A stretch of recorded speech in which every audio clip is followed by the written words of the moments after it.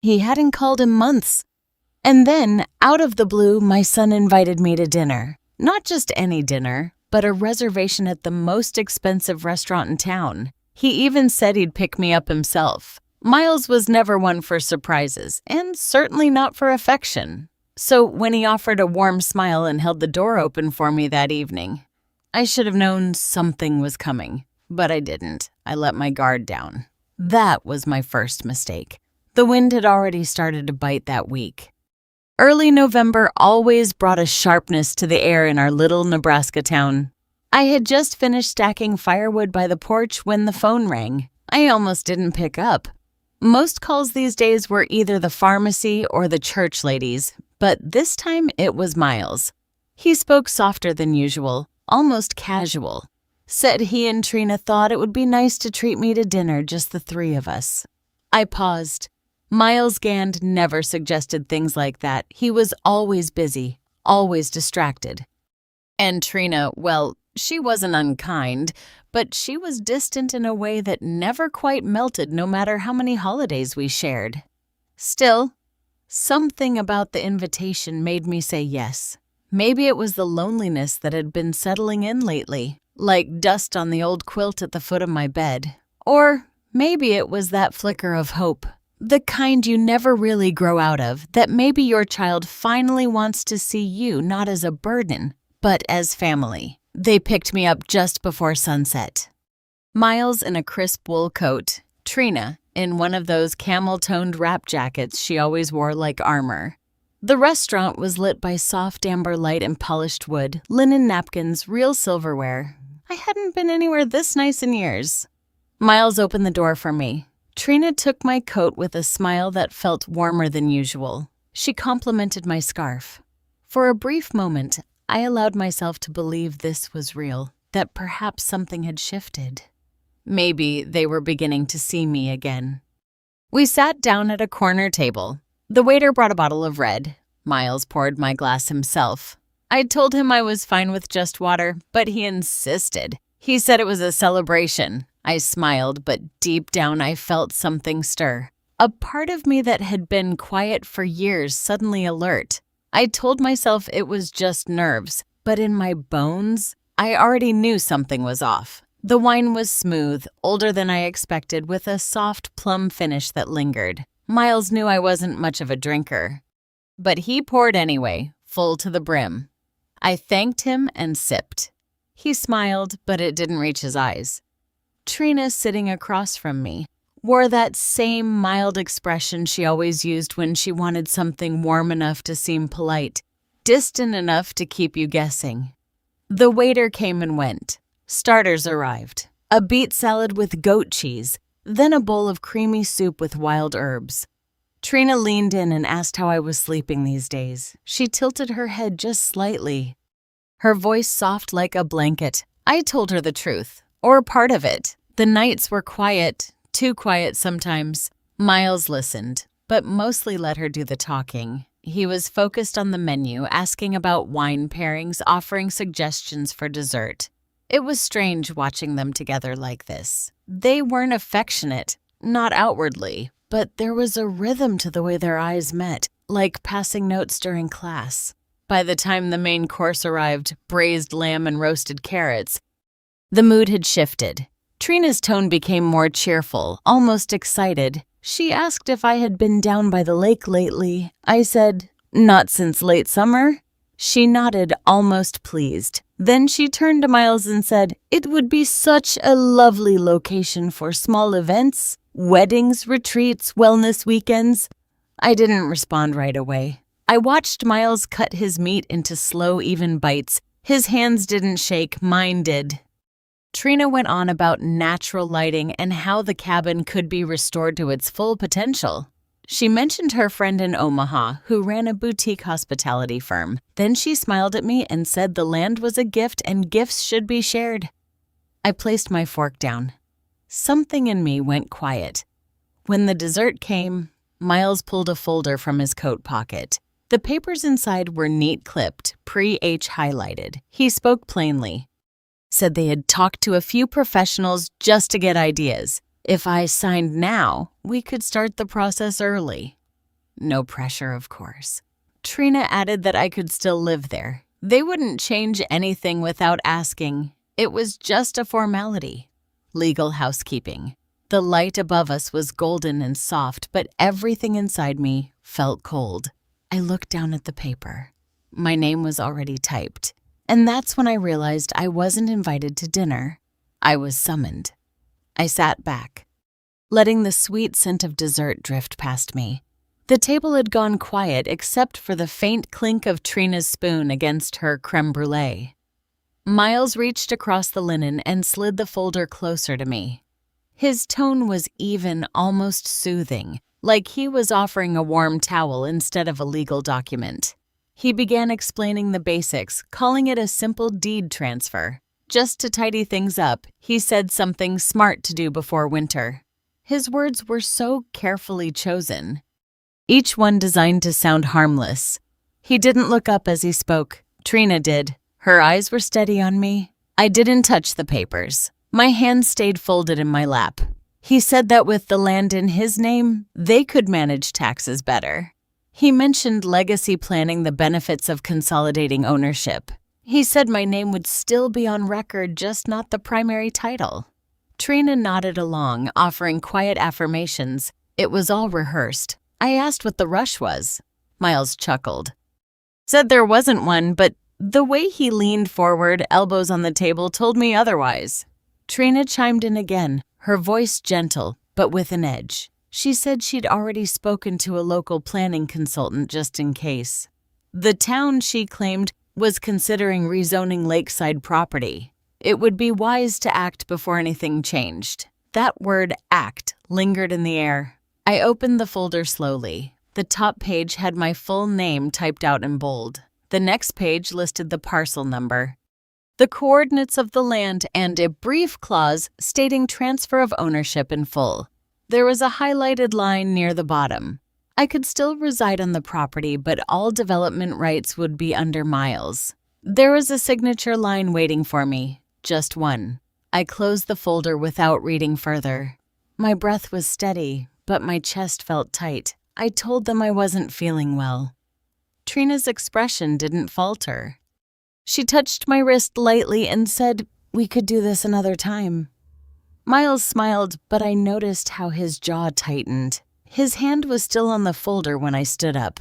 The waiter returned with the bill, and Miles waved it away with a practiced gesture. He stood to help me with my coat, polite to the very end. As we stepped outside, the wind cut through the November air like a warning. The parking lot was nearly empty. I heard the soft scrape of my boots on the pavement. In the car, no one spoke. Miles drove me home, headlights slicing through patches of fog. When we reached my porch, he asked again, almost too casually, if I would think it over. I nodded. He leaned in and kissed my cheek. Trina stayed in the car. Inside, I set the folder down on the kitchen table and stared at it. The house was quiet. Too quiet. I walked to the living room and sat near the window. The lake, barely visible through the trees, shimmered faintly in the dark. That land had been in my family for 3 generations. My late husband used to say it held more memory than soil. I had always believed that. Now I wondered if my son had ever believed it at all. The next morning, I woke up with a tight ache across my chest. Not from the food, from everything else.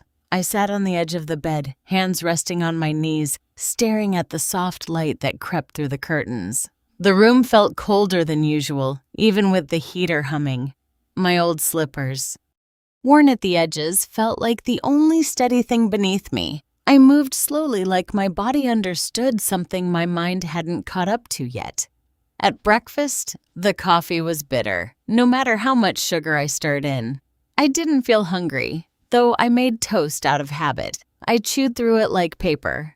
My thoughts kept circling back to last night's dinner.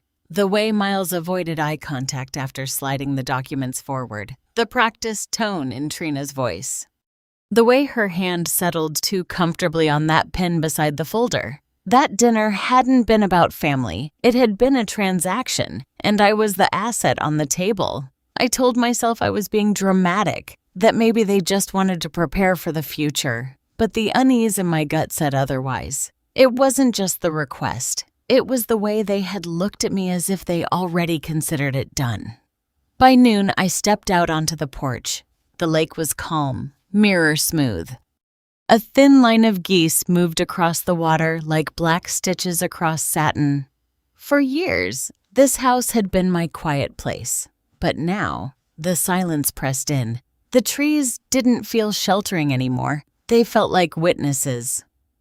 I walked slowly down the back path toward the little bench at the edge of the lake. My husband built that bench the year before he passed. He used to sit there with his thermos and hum old folk songs. That spot was sacred. I sat down and let the weight in my chest settle. His voice echoed a memory. He had been clear about the land. This place stayed in the family. Not for profit, not for projects, but for roots. He trusted me to carry that forward. I had always imagined one day passing it on to Miles when he was ready, when he understood the meaning. But last night had shown me he didn't want the soul of the land. He wanted its potential, its yield, its market value. When I came back inside, I walked past the hall where we kept the family photos. I paused. There was one missing. A small framed picture taken years ago of me holding a basket of lake flowers. Miles had taken it on a spring morning, said it was the most peaceful I'd ever looked. I searched the drawer where we kept the spare frames. It wasn't there either. I stared at the empty space on the wall. I didn't need to be told twice. That photo was gone, just like the part of me they no longer found useful. That night, I didn't bother making dinner. I opened a can of soup and let it sit on the stove too long. I wasn't angry, not yet, just hollow. I sat by the window with the curtains drawn. The lake reflected a thin silver crescent of moonlight. I wrapped a blanket around my shoulders and sat still, as if hoping to hear his voice in the night breeze. But there was only silence. And in that silence, something shifted. Not grief, not fear, just the early rustling of resolve. 2 days later, I visited Miles's house. It wasn't planned. I had a box of kitchen tins he used to love as a boy, and I thought I'd drop them off before the holidays. Just a small gesture. I stood in their porch for a moment, holding the box, looking at the neat little wreath hanging on their door. Red ribbon, no soul, like it had been ordered in bulk. Trina opened the door. Her smile was tight. She stepped aside quickly, barely making room for me to pass. The warmth in their home felt forced, like a house dressed up for company, but hollow underneath. I stepped inside and paused. There on the main hallway wall was a newly framed family collage, glossy prints arranged perfectly, a trip to the lake, a birthday party, a backyard barbecue. Everyone looked polished, posed effortless. But I wasn't in any of them, not one. I walked up to it, my fingers hovering over the glass. Miles stood in the center of most photos, arms slung around Trina or one of the kids. They looked happy, whole, but my place was gone, like I had never been part of the frame. Trina passed behind me, saying something about how they had just printed them last week, a surprise gift for the holidays. Her voice was soft, but it held no apology, no acknowledgement. I turned away and placed the tin box on the entryway table. Miles wasn't home. At least, that's what she said. I didn't ask where he was. I didn't want to hear another excuse that would twist in my chest for days. On the way out, I noticed a small gift pile near the fireplace. One of the boxes had a tag addressed to Grandma, but the handwriting wasn't Miles's. It was one of the kids'. A card sat on top, scribbled in crayon. It said, "Miss you." I almost cried right there, but instead I straightened up and stepped outside. The wind had picked up. It was sharp and fast, cutting through my coat. I walked back to my car with my hands in my pockets. As I pulled out of their driveway, I passed a sign for a Thanksgiving event at the local church. It reminded me I hadn't been invited this year. No one had called, no one had asked what I was doing. Usually, I'd bring the stuffing or the pumpkin pie. This year, there wasn't even a mention. At home, I sat on the porch for a long while, the box of gifts still pressed in my mind. I kept seeing that wall of photos polished and cold. My absence wasn't a mistake. It was a decision, an erasure. Inside, I reached for the photo album I kept on the bookshelf. The real one. The old one. Full of snapshots in soft light with crooked smiles and smudged edges, pictures of Miles with jelly on his cheeks, of my husband cleaning fish by the lake, of Trina before she learned how to smile with her lips and not her eyes. I flipped through it until I found the picture they had removed from their wall. The one of me and Miles on the dock when he was 8, holding a frog with both hands, his eyes wide with joy. I pulled it from the plastic sleeve and placed it in a small frame. Then I put it by the front window where the afternoon light hit just right, where no one could take it down. It was time to remember what was real, even if they didn't. It started with a voice low and urgent floating through the window one morning. I had just come in from sweeping the porch when I heard it. The wind carried it through the open kitchen window, and I paused, still holding the broom. Trina, she was outside on her phone, pacing along the gravel path that ran between the lake and my neighbor's hedgerow.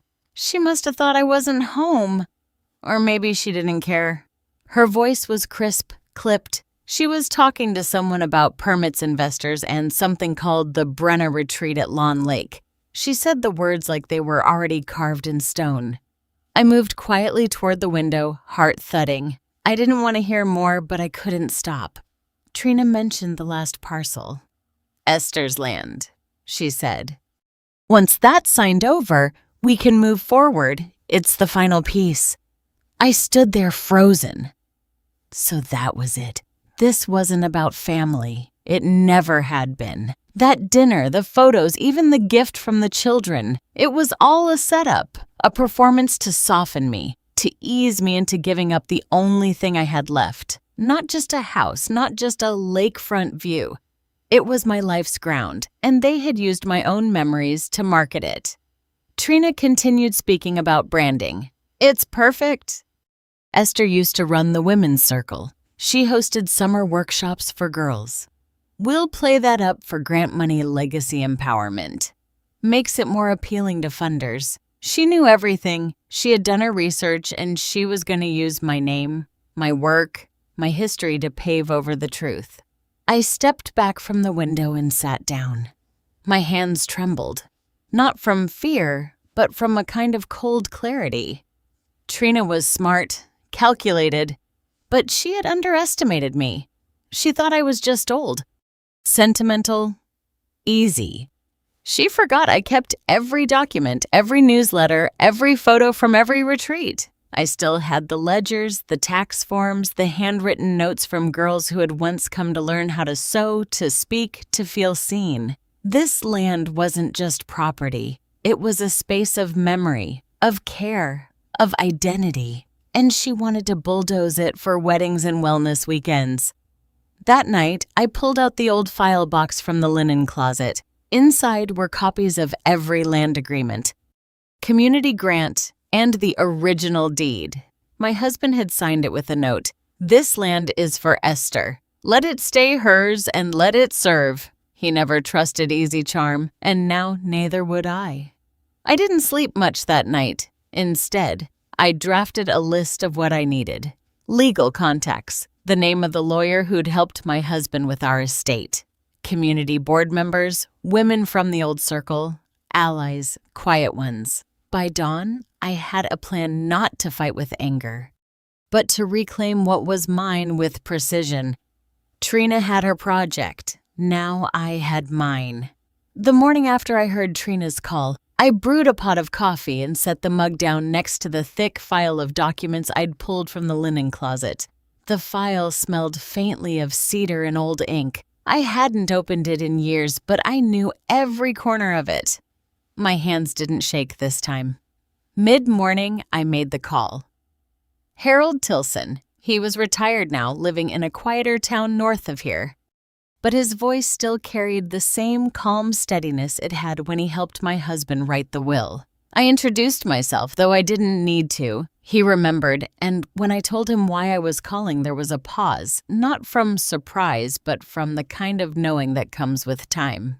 We talked for nearly an hour. I explained what I'd overheard, what had happened at dinner, about Trina and the plans for the land. Harold asked clear, careful questions and then gave me options. He said that the original deed was strong. My name was on it with full custodial rights. But if I wanted to be certain the land couldn't be touched or transferred, there were stronger protections. He told me about a community trust, a structure that could ensure the property remained under a defined purpose, one that aligned with the legacy my husband had written into his final wishes. If I created a trust with the board, I could designate the land for public benefit. Not only would it be untouchable by outside hands, it would serve a cause I believed in. Then he said something that landed like a quiet bell ringing inside me. Esther, your name means something in that town. Don't forget that. After we hung up, I sat with those words for a long time. My name, my place. I'd let too many people assume I was fading, but I hadn't faded. I had simply stepped back. Now it was time to step forward. I called the community center, left a message for Diane, the director. Then I called Loretta, who used to run the local reading program with me, and Mara, who still taught workshops for older women at the Lake Library. These were women who had written grants, organized workshops, baked pies for fundraisers. Quiet power, real power. By afternoon, we had agreed to meet, not just for tea, for strategy. That evening, I drafted a mission statement. I called it the Light on the Lake Foundation, a program dedicated to supporting older women through skills training, seasonal retreats, and storytelling circles. I would fund the first phase with savings. The land would be the anchor. I signed nothing. I gave no one permission to take anything from me, but I would give something else, something far better. I would give my name, my place, my purpose on my terms. As the sun set over the lake, I lit a single candle on the windowsill. It wasn't for mourning. It was for marking the beginning of something that had been waiting a long time to rise. That Sunday morning, the church pews were filled with worn wool coats and the scent of old hymnals. The November wind had rattled through town all week, but inside that chapel, the warmth from familiar voices and soft organ chords made it feel like time slowed. I sat in the third row from the back. I had sat there every other Sunday for most of my life, but that morning, something felt different. Or maybe I was just seeing it all differently now. Reverend Hatch stepped up to the pulpit, his voice even and worn from years of burying neighbors and baptizing their grandkids. He didn't preach fire or brimstone. He never had. He spoke about the small things that held us together. He read from Corinthians, then closed his Bible and said something that settled deep in my chest. Forgiveness does not mean surrender. You can love someone and still not hand them the keys to your house, your peace, or your land. A few heads turned, some nodded, but I stayed still. I knew it wasn't meant for me alone. Still, it felt like the Lord had planted that sentence in his mouth just for me. I didn't cry. I didn't need to. What I felt wasn't sadness anymore. It was clarity. After the service, I didn't linger for coffee or cookies in the community room. I walked home with my gloves clutched in one hand, the other holding my coat closed as the wind swept through town. My steps were firm, not rushed. I passed the lake. The water was low this time of year. Bare branches clawed at the sky, but I could already imagine it full again in spring. Back home, I opened my sewing box, not for thread or needle, but for the envelope tucked beneath the false bottom. It held the last handwritten note from my husband. He had written it months before he died in his familiar, careful cursive. You built this house, Esther. You grew the garden, taught the classes, opened your hands to everyone. If the day comes when someone tries to take what you've made, protect it. It belongs to your spirit. I read it twice, then set it aside. My spirit had been dormant too long. By late afternoon, Diane, Loretta, and Mara came over. I had set the kettle to boil and arranged old notebooks and a blank whiteboard by the window.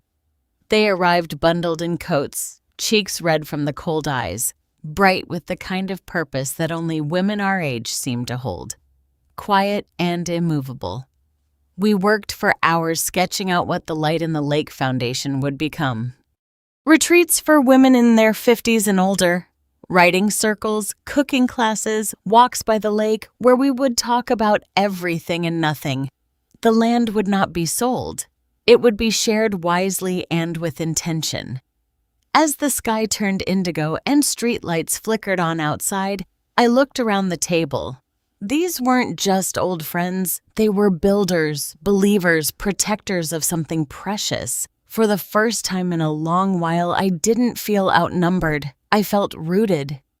And as we closed the evening with peppermint tea and plans to meet again, I knew that what I was doing wasn't just about keeping the land safe. It was about keeping something sacred alive in me.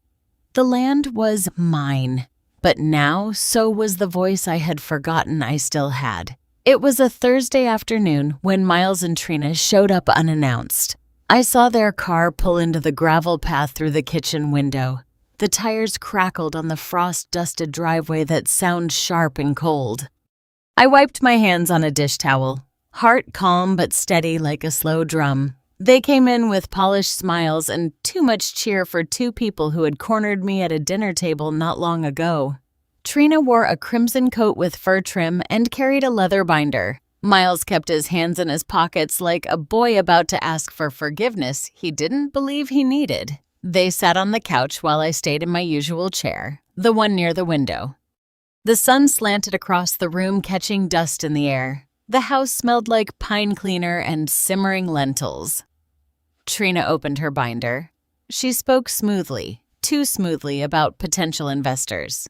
Tax benefits, the projected returns from converting the lake property into a boutique retreat. She laid out color-coded pages, charts, maps. Her voice filled the room, but it was hollow. I noticed how she never used the word family, never said the word home. Miles nodded along. Barely making eye contact, he let Trina carry the plan like always. Then she reached the end of the presentation. There in bold were my initials typed next to a line labeled Property Owner Approval. Signature required. She looked up and smiled like it was already done. I didn't touch the papers. I didn't even lean forward. I simply reached down beside my chair, opened a manila envelope, and took out a single sheet. "This is from my lawyer," I said. "It confirms that the lake property now belongs to the Light on the Lake Foundation. I am no longer the sole owner, and the foundation does not intend to sell." Trina's face froze. She blinked once as if her brain was catching up to her ears. Miles leaned forward. His voice was soft, unsure. "But why? Why didn't you talk to us about this first?" I looked at him and felt the last bit of old ache settle. "Because I did that night, and you both made it clear what you wanted had nothing to do with me. This land was never meant to be turned into something for profit. It was meant to outlive us with dignity." Trina closed her binder without a word. Her cheeks flushed, but not from embarrassment. From fury, barely held back. She stood up first. Miles followed slower, his eyes avoiding mine. They walked out without saying goodbye. I didn't watch them leave. I picked up the papers Trina had left on the coffee table, glanced through them, and slipped them into the fireplace. The flames caught fast, curling the corners inward like dried leaves. I stood until nothing but blackened ash remained. Outside, the wind picked up, carrying the cold through the trees. But inside, I felt warm, not because I had won anything, but because I had finally stopped waiting for them to understand. I had made peace with being misunderstood, and for the first time, the house felt fully mine. The morning of the foundation launch, the lake was quiet, draped in a gentle mist. The surface mirrored the gray sky above, still and wide. I stood on the wraparound porch with a cup of black coffee in my hands, listening to the silence. For once, it didn't feel heavy. It felt earned. The event wasn't meant to be grand. I had asked for it to remain small, intimate. Just a few members of the community, a handful of women from the senior center, the local pastor, and the lawyer who had helped me bring it all together. There were no balloons, no banners, no photographers, only folding chairs set up beneath the sycamore tree, facing a small wooden platform looking out toward the lake. People started arriving around 10 o'clock. Women I'd taught budgeting classes to when I worked at the community office, a retired librarian who once ran the adult literacy program, a widow whose daughter had moved away and never wrote. We hugged. We smiled. Some eyes were damp before I even said a word. I stood behind the simple podium and looked out. The crowd was quiet, waiting, patient. I suppose you're all wondering why I'm standing up here instead of sitting quietly at home, I said. That got a few gentle chuckles. The truth is, I spent a long time waiting for the people closest to me to understand what mattered.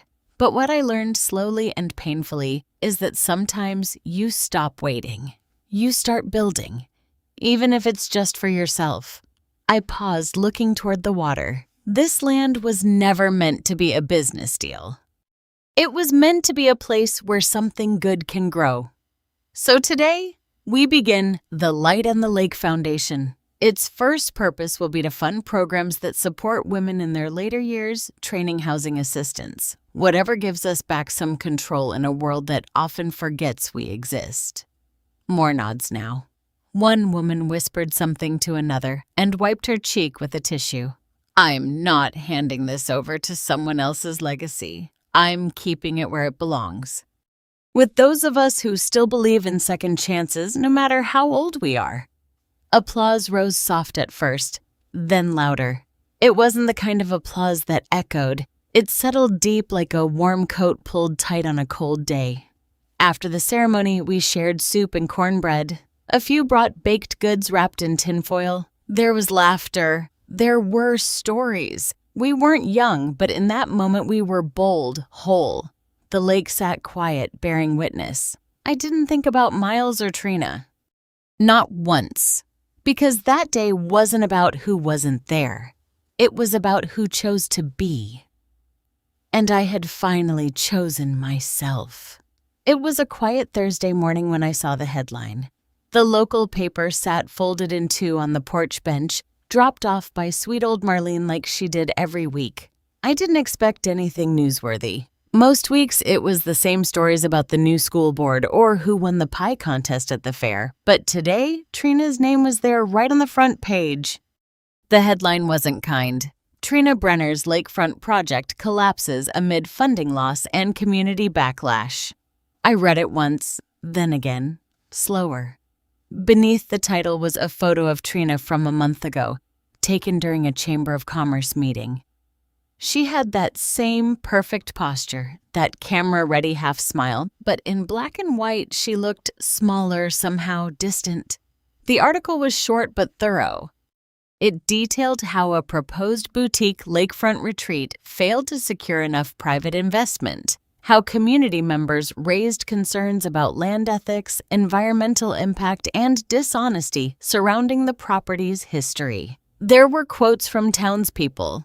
One said, "It never felt like it was meant for us." Another simply said, "I'm glad the land stayed where it belongs."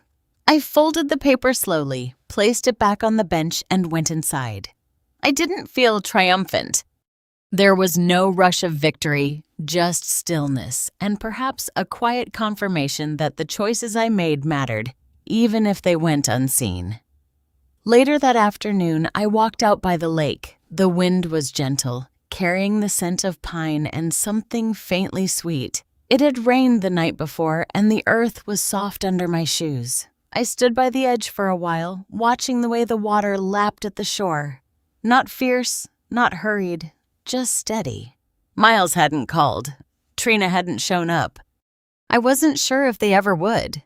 But strangely, that thought didn't trouble me anymore. I had spent so much of my life waiting for people to become who I hoped they were. Maybe letting go wasn't losing them. Maybe it was just finally recognizing who they had always been. Inside, I poured myself a cup of tea and sat down in the armchair by the window. the same one where I used to read with the kids when they were little. I reached for my journal and wrote one sentence across the top of a blank page. I am not someone you erase. Then I set the pen down and smiled. Not bitter, not proud, just whole. I kept the little mirror in the drawer for a long time. It had a thin wooden frame worn along the edges, the kind you'd find at a yard sale, nothing special. But the morning after the article ran, I placed it on the tea table right beside my favorite chair. That morning was clear and cold. The lake shimmered like glass outside the window. I sat with my usual cup of lemon tea wrapped in the old green shawl Jack once bought me for our anniversary. It still smelled faintly of cedar. I angled the mirror just so, catching my reflection in the light. A lined face, soft eyes, lips pressed together. Not in sadness, but in quiet understanding. Every morning since I've looked into that mirror, not to check my hair or see how old I've grown, but to ask myself something simple, not out loud, just in thought. Did I live today with truth? Did I show up for myself the way I wished others had? The answer hasn't always been yes, but lately, more often than not, it is. The house has grown peaceful again. The silence is no longer empty. It breathes. It holds space for memory and for new beginnings. The land is no longer something to protect, but something to share. The women who gather here now come with stories of their own, of loss, of reinvention, of finding their way back to themselves. Miles hasn't called. Trina has vanished from town functions. I hear whispers, but I don't lean in to catch them. That's not my story anymore. Instead, I found a rhythm in the quiet. Mornings with tea and the mirror. Afternoons teaching women how to manage small grants, read contracts, and protect what's theirs. Evenings with the sound of the lake lapping against the rocks like a heartbeat that never left me. If you had told me years ago that I would find my peace not in being remembered by my children, but in being remembered by strangers, I wouldn't have believed it. But sometimes peace shows up in unexpected rooms, and sometimes the smallest mirror reflects the biggest truth. You are never invisible. You are simply waiting to be seen by the right eyes, starting with your own. If you've ever been overlooked or made to feel small in your own story, I hope Esther's journey reminded you that it's never too late to reclaim your space. Sometimes the greatest act of love is choosing yourself with grace and quiet power. If this story touched you or made you reflect on your own, share your thoughts. Your voice matters, and you're not alone in